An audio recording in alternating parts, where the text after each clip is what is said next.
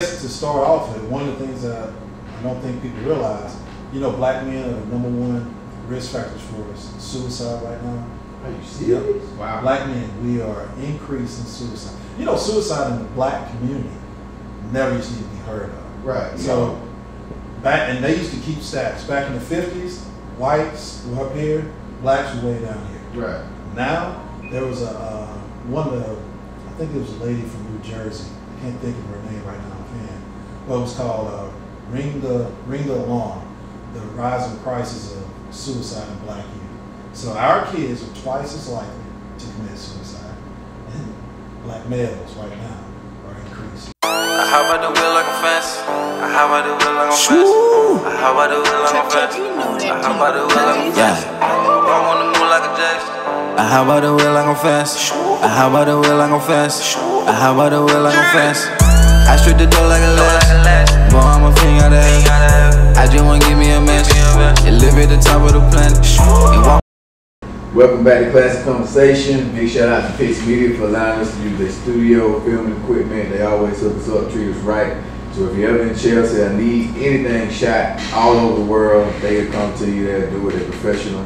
One of the best in the game doing it. Also, big shout out to Wait No More. If you're looking for a fitness app, somewhere to work out, if you want trainers, if you want meal plans, yoga, anything like that, Wait No More app is the way to go. Toya Johnson, Robert Russian on the app, my wife on the app as well. So we're finna get into it today with Dr. Demel Coleman, talking about some men stressors, men mental health, and stuff of that nature. So welcome to the show. You got a friend on the show? Appreciate it. So I guess to start off with, one of the things that I don't think people realize, black men are the #1 risk factors for suicide right now. Are you serious? Yep. Wow. Black men, we are increasing suicide. Suicide in the black community never used to be heard of. Right. So and they used to keep stats. Back in the 50s, whites were up here, blacks were way down here. Right. Now, there was I think it was a lady from New Jersey. I can't think of her name right now offhand. But it was called Ring the Alarm, the rising crisis of suicide in black youth. So our kids are twice as likely to commit suicide, and black males right now are increasing. So what do you think causing that? Like, what's the trigger? Do we know? Anybody did research? It's just life, basically. Well, I think it's a combination of stuff. Right. Some people say it's the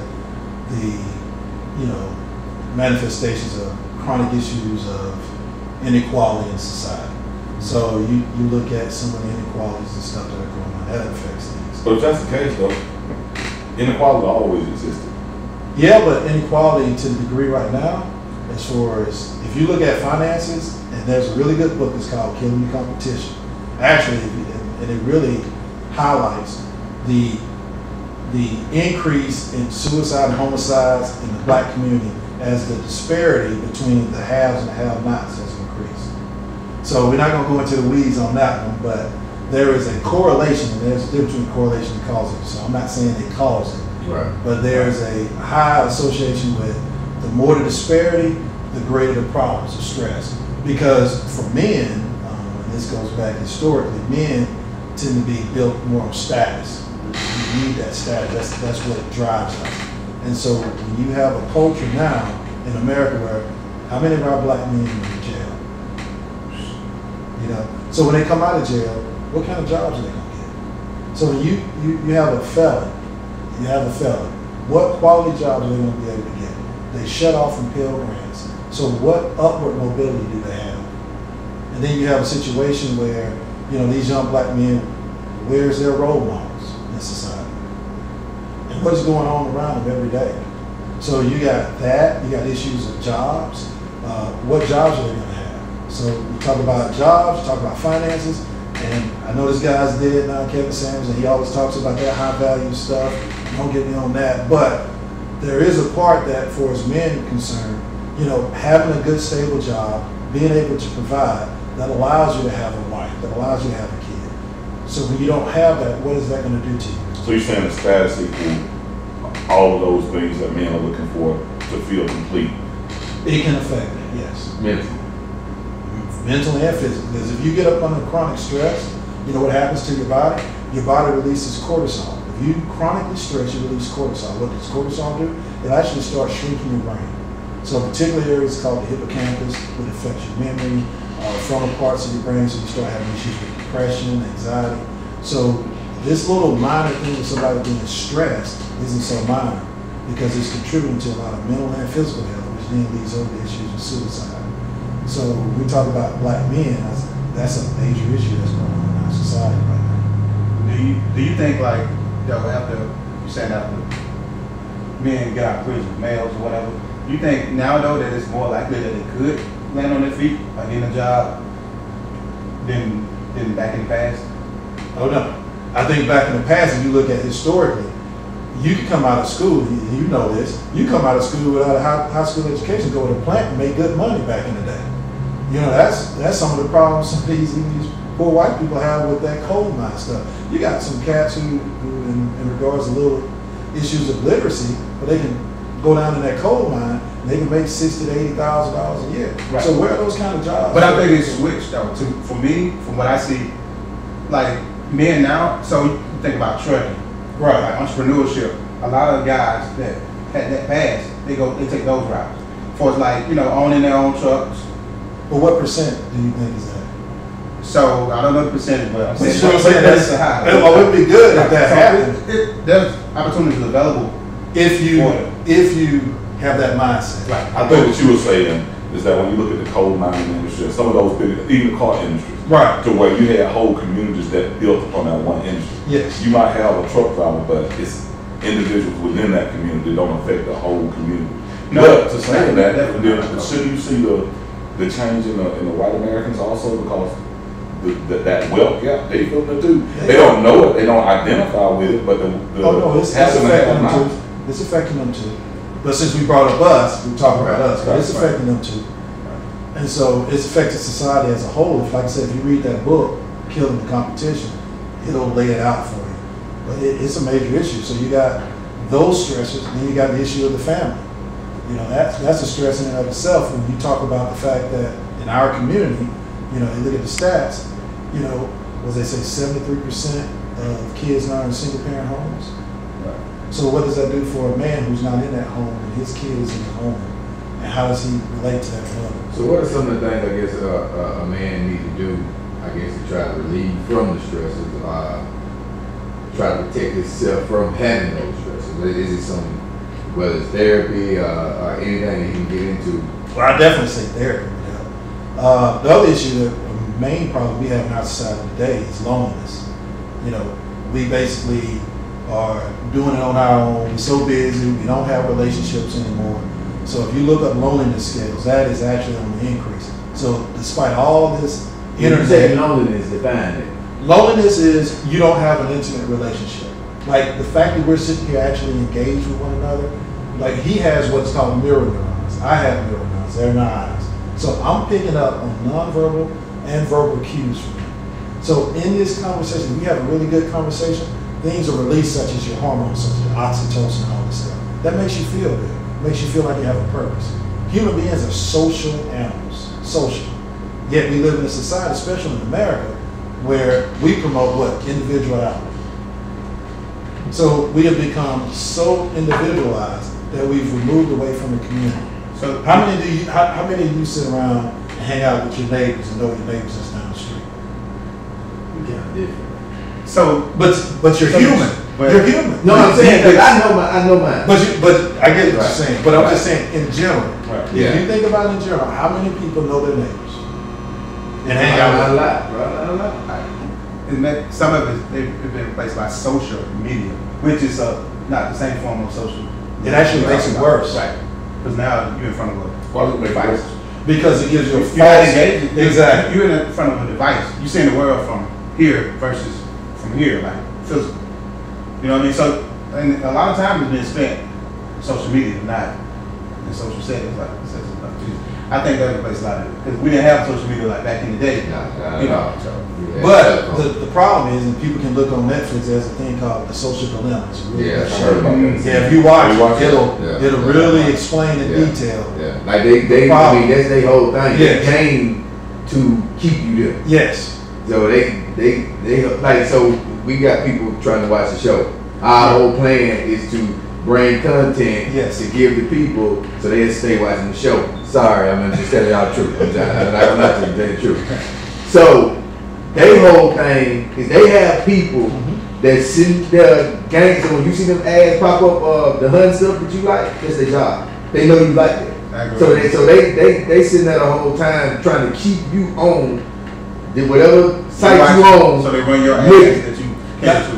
So that's why when you be talking about stuff, or searching stuff, and you start seeing it all pop up, that's why it pop up, because their job is to keep you locked in. And here's what it does to your body. So you have what's called a false sense of relationship, which is not the same. This right here is totally different than talking on that box, whatever you're doing. Right. And so here's what that affects your body. Did you know that loneliness was the same as smoking a pack of cigarettes? Can you believe that? Yes. As far as the effect. The effect on your body, loneliness is the equivalent of smoking cigarettes. And that's just how dangerous it is, because it goes back, and I know we don't want to go into a whole biological discussion, but You can't. We just but human beings were social animals. So we can put it this way. Your ancestors, the reason you're here today is because your ancestors were in the group. We can do it that simple. If you was a human way back in the day before we had these buildings and you isolated yourself, you were dead. Because you were not equipped to be able to handle the predators that were out there. So what allowed humans to survive is that they worked together. And so now we live in a society where people think, well, I don't need anybody. Well, you're still wired with the same genes and the information from your ancestors. You do need it. Right. And so we're social beings. And so, in fact, and I know you're going to say, well, we're not quite the same, but we share about 98% of the same genes and stuff with this chimp called, I think it's a boy. Monkeys, man. Well, I'm saying we share. And so a lot of times what they do is they look at the similarities.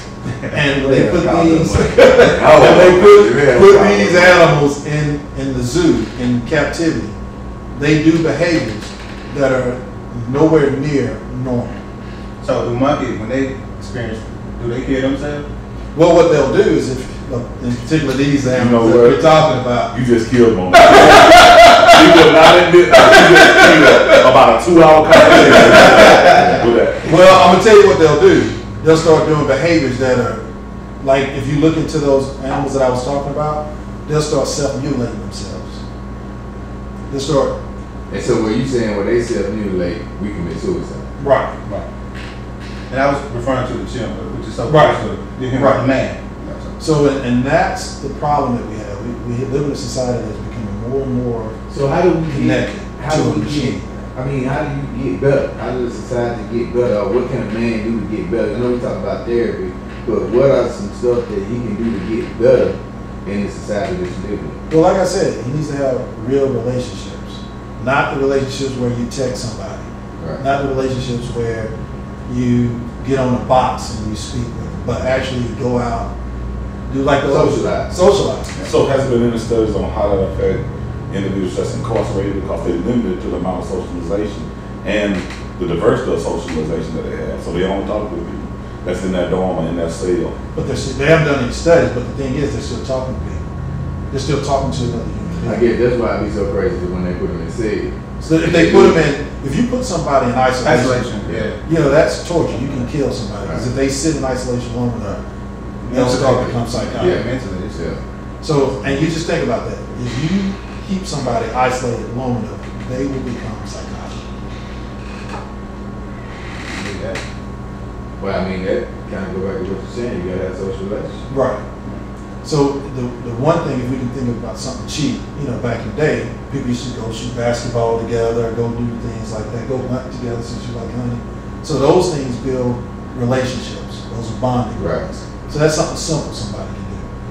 When you think about stress, we live in this materialistic culture.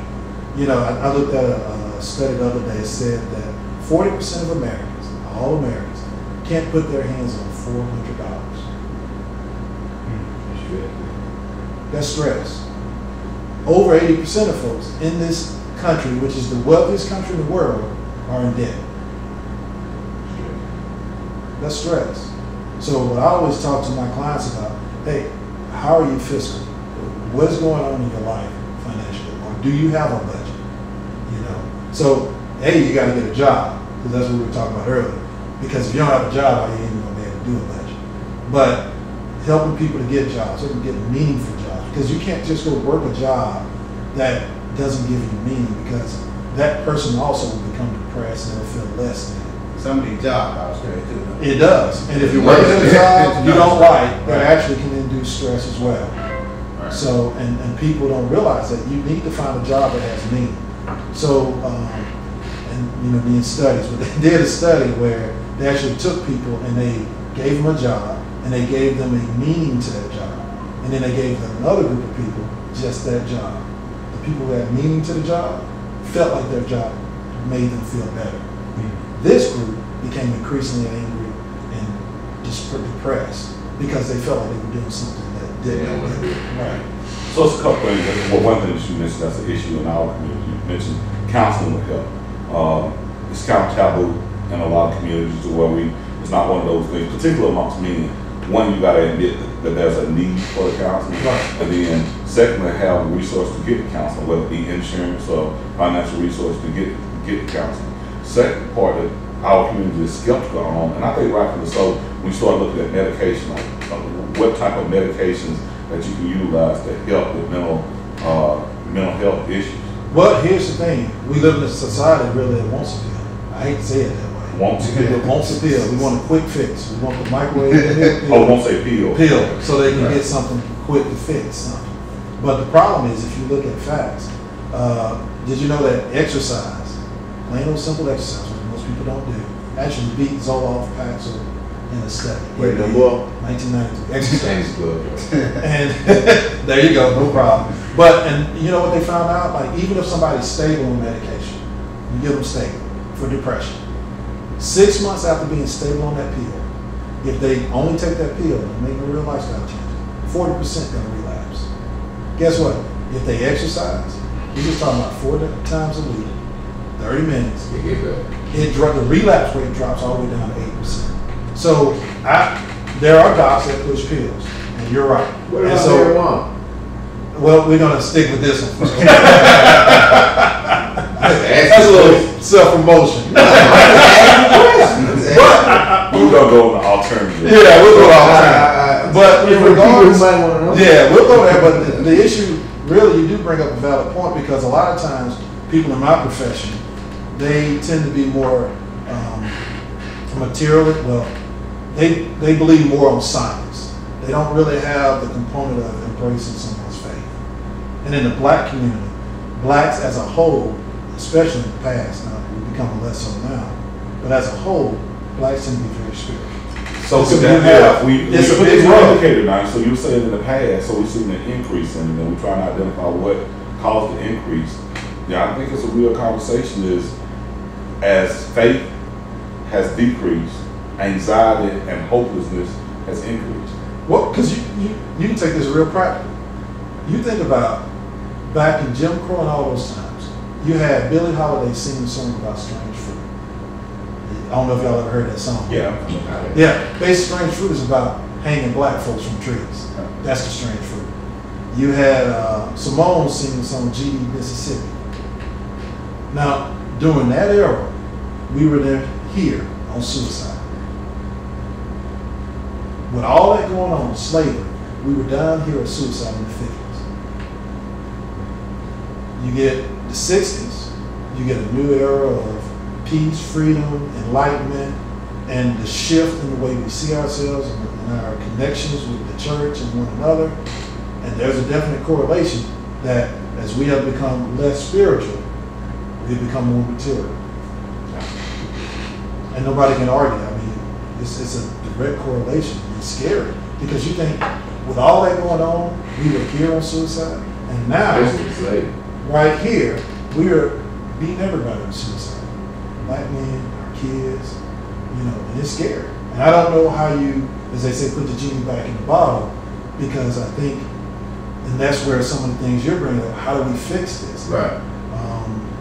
And that's a good question, because I think in our community we need to be more open and honest. And one of the things you bring up, you don't just go to any doctor, because you need to make sure you're going to a doctor that respects you and understands you. So I tell my clients up front, after they see me, I say, look, this is how I am. If what I've said does not resonate with you, don't come back to me, because I'm not for you. And so I think too many times people treat doctors as if they're semi-gods. So they do that because they lost hope. They tried to fix it themselves. They looking for help. I agree. So, but here's the problem. You go get help. If you get the wrong help, what does that do for you? It can make it worse. Yeah. So I would say, what do you want? Be honest about yourself. And that's where some, like I said, some of the simple things, getting in the community with friends. Because you got a friend who sees your blind spots. They can talk to you. They can help you. And so when you go see that doctor, you can talk about and be open up front. Hey, look, this is my faith. How does this, is this going to be an issue for you? Do you take my faith into consideration when you leave? So I grew up Christian, but I've read everything about Buddhism. Why? Because I have clients that are Buddhists. I've read the Quran. You know why? Because I got clients who are Islam. So I try to understand everyone's faith and meet them where they are. And so you want to go to somebody who actually incorporates that. So if they do find that, then great. You do need to go talk. And the other issue that's kind of hindering things is, you know, blacks, just being straight up about that, they get overdiagnosed a lot of times on the level of schizophrenia and different diagnoses. So the treatment is different than if they had a diagnosis of mood disorder.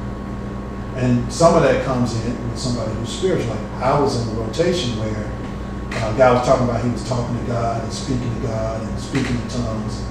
And my attendant wanted to say he was schizophrenic. And I'm like, you're talking about 3/4 of my family members right there. Dude. But therein lies a rub, and that's where, you know, trying to educate people to say, hey, look, be aware that, hey, some of them don't have the understanding of your spiritual.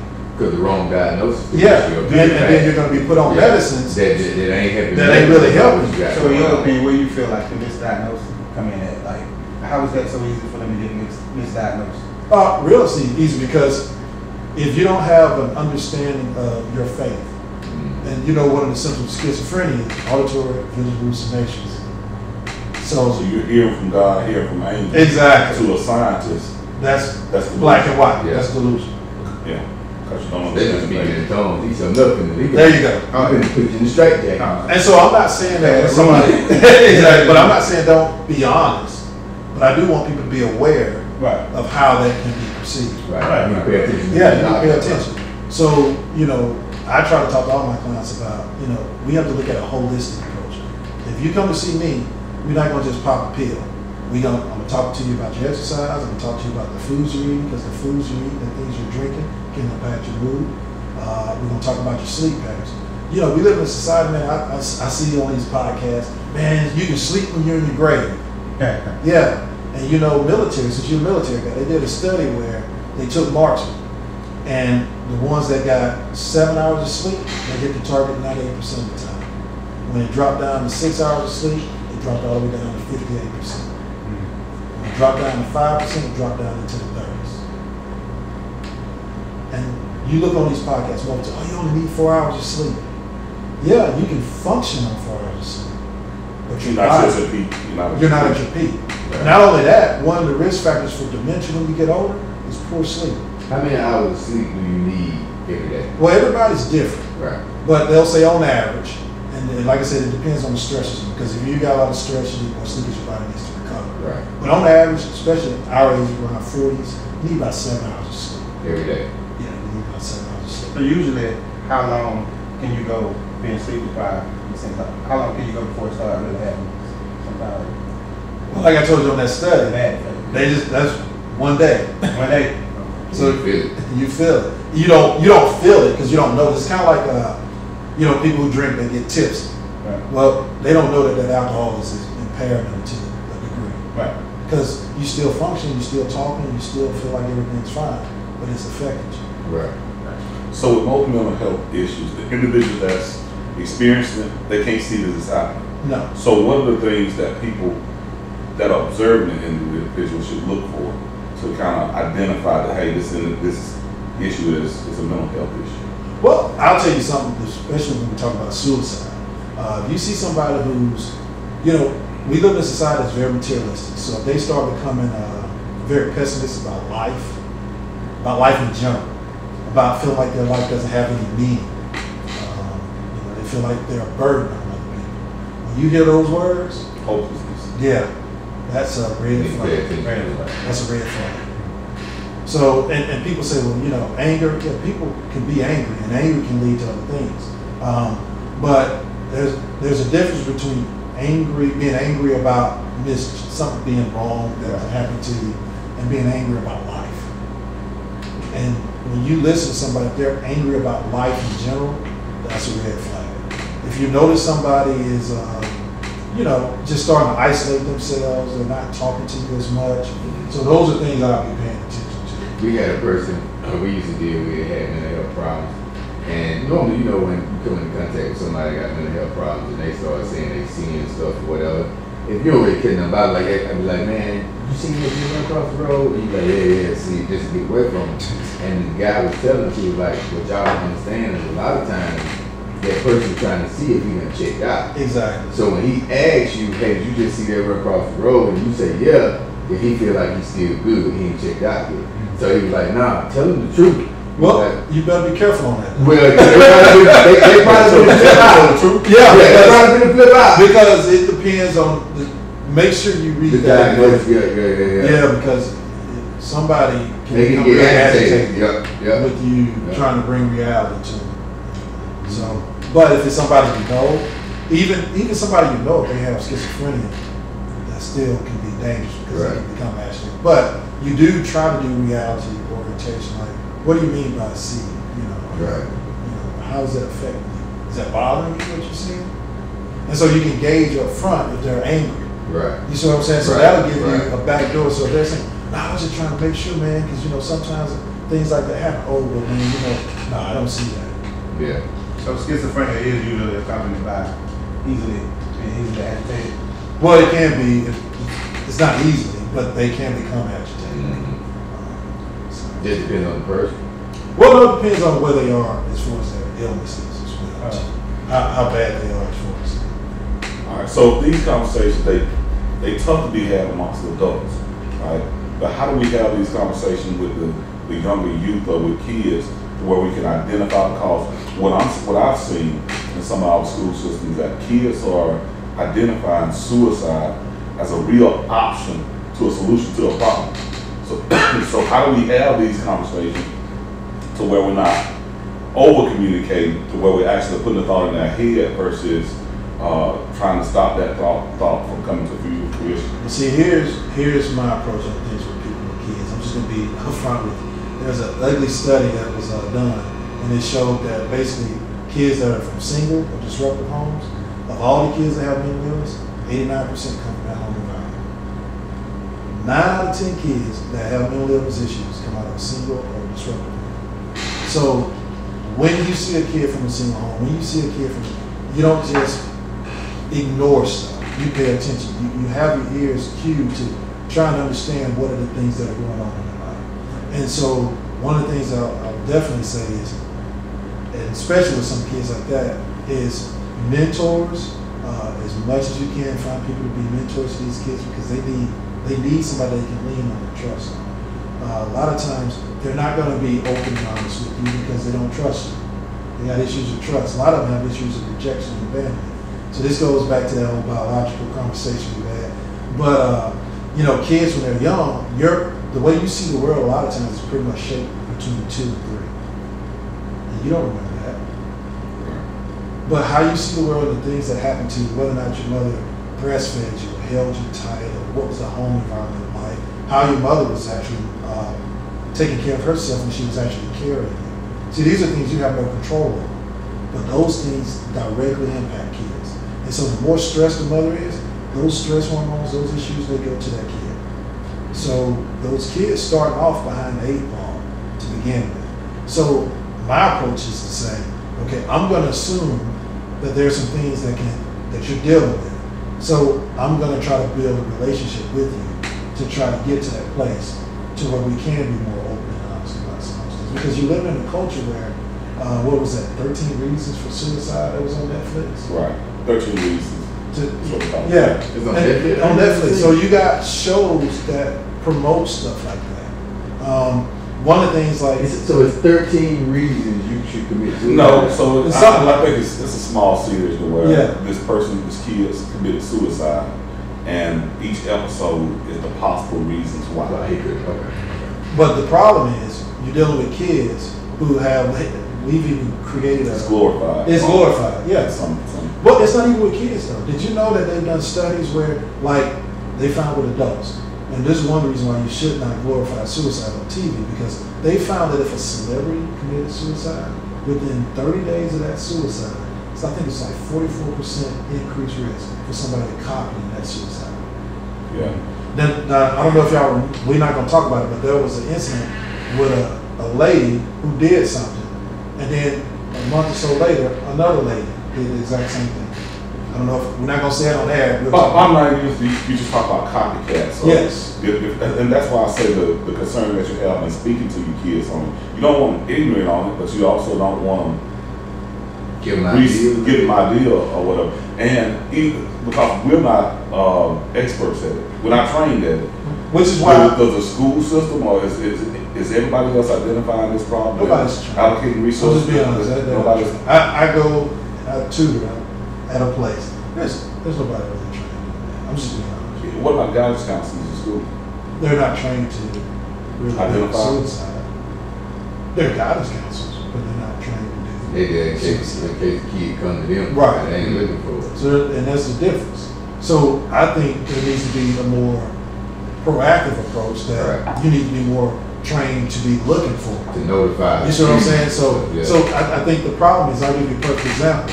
And it was a missed opportunity where, you know, there's a disparity for us black kids as far as getting in trouble with disciplinary actions in school. Right. You remember that? So President Obama, I think, was it Holder, had a big thing. They wanted to have a big push about racism, this institutional racism. We need to fix this problem. This is wrong. Well, they were seeing a problem. They were looking at the wrong area. See, what they were looking at, that's a canary in the mine. That kid is acting out because there's some issues in the home. And so instead of punishing that kid, why are we not sending counselors to go help figure out what's going on with that kid? You see the difference? So that's a big difference approach. And I'm not saying, see, if you throw it under the box of racism, you're still not helping those kids. Because now you're going to excuse your way of racism. And no. So if you're trying to identify solutions, and we're taking a holistic approach to it, we're looking at psychological behavior, we're looking at social behavior. What about spirituality? Because there's also a decrease in spiritual, or I guess a set form of spiritual norms that we have. Does that affect us? Actually, it does. And we can go into that a little bit. So, one of the things that's ironic, if you look up this guy's name, is Lexis Tocqueville. His book is called Democracy in America. And he came from France and he looked at America. This was during the Industrial Revolution. He came over, he was in awe at how well this country was doing at that time. But one of the things he wrote about, his concern was that what kept America whole was this deep-rooted spirituality. His concern was that if we got rid of spirituality and became more materialist, then what was going to happen, it was going to create a void where you're going to have things just go completely out of alignment. And then if you look into history as well, there's a guy named Nietzsche. He wrote a famous statement that says, God is dead. But nobody reads the rest of it. It says, God is dead, and we're the ones that kill him. And in place of him, we've laid ourselves down. So when I think about stresses, those are the things that we can't impact. Stress is going to come, whether it be job, family, life is going to bring about stresses. And so all of us have been in a situation where problems are outside of your power. It's more than you can overcome. You can do nothing about the situation that you're currently in other than how you feel about it. And so when I think about a method of dealing with a stressful situation that you are powerless to, being powerless brings about hopelessness. And without the ability to hope or the belief in something greater than the strength that you have to overcome helps you get through that situation. I think that was one of the main factors in our ancestors when dealing with slavery. They were in a hopeless situation. And so how do you go about day after day of a situation that you have no power, there's nobody that you can see, that you can talk to, that can help you overcome that situation? Therefore, they lean on their spirituality. And as a result of it, mentally, I believe that they were stronger. They had to be stronger because their day-to-day stress was higher than ours.